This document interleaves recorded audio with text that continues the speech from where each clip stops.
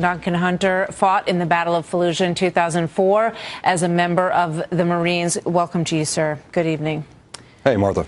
Talk to me a little bit about what's really going on the ground here, because there's a lot of confusion as to why Fallujah and Ramadi, that you and others fought so hard to secure, since December really have slipped over into a majority of control by al-Qaeda at this point. Yeah, it's pretty simple. In fact, I don't need a big hearing to figure this one out. You had millions of Americans served. You had Americans die. You have a lot of Americans that have missing limbs because of this area, the Sunni Triangle, and it's very simple. We're not there anymore, and we left too quickly with no leave-behind force.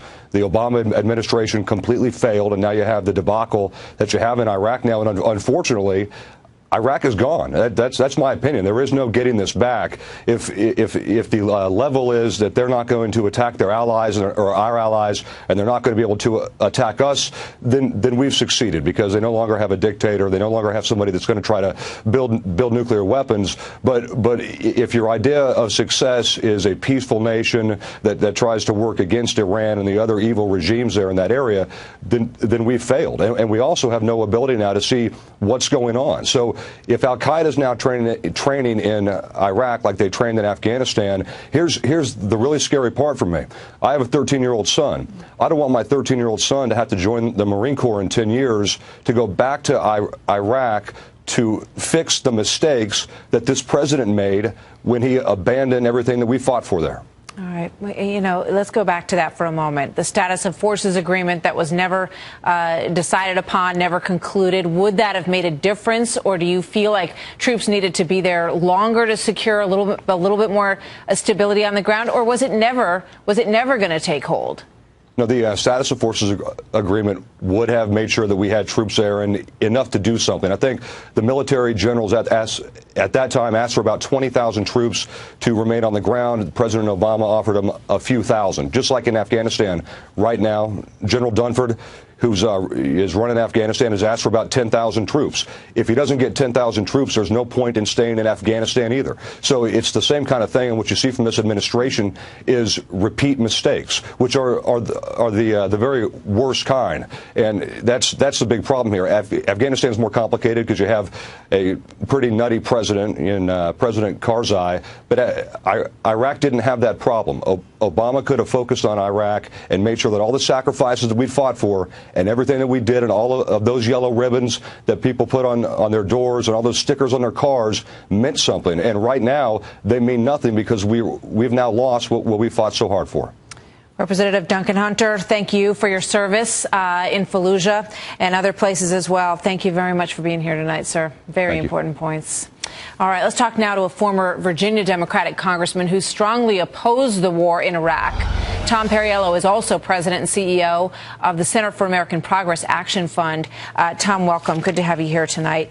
You have been on the ground. Talk to me about the dynamic that's going on there. Who is the ISL? Who are these forces that are moving in to fill this vacuum in Iraq? And how much of this comes from what's going on in Syria?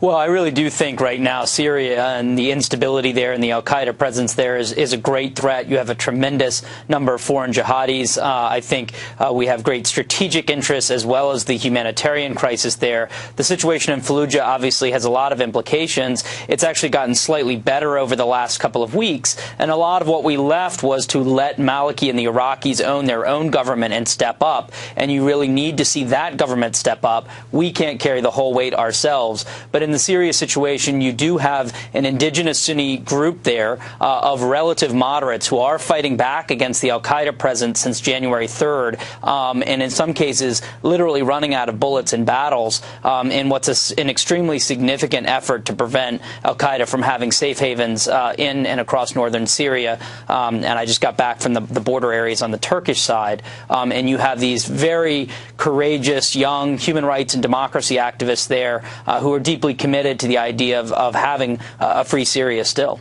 Is there anything that can be done? You just heard Representative Hunter. He believes that Iraq is lost. Do you?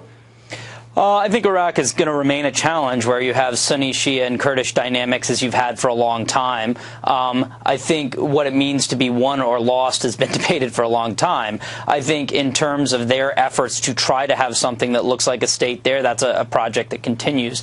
I think Syria is obviously a situation where you've had you have an Assad regime that has just launched a war against his own people, using starvation against women and children, as well as chemical weapons, and is basically said that he will use any tactics necessary to try to continue that war. You have 7 or 8 million human beings who have already been displaced and probably 150,000 dead. I do believe this is a place where the United States and the international community can play a constructive role on everything from the refugee crisis to the hard power considerations, particularly with the increasing al-Qaeda presence there in northern Syria. Yeah, I think so many Americans, look at the situation and they've had it. They've seen the loss of life. They've seen the loss of limbs. Why should they care? Why should we make an investment, in personal strength in this area?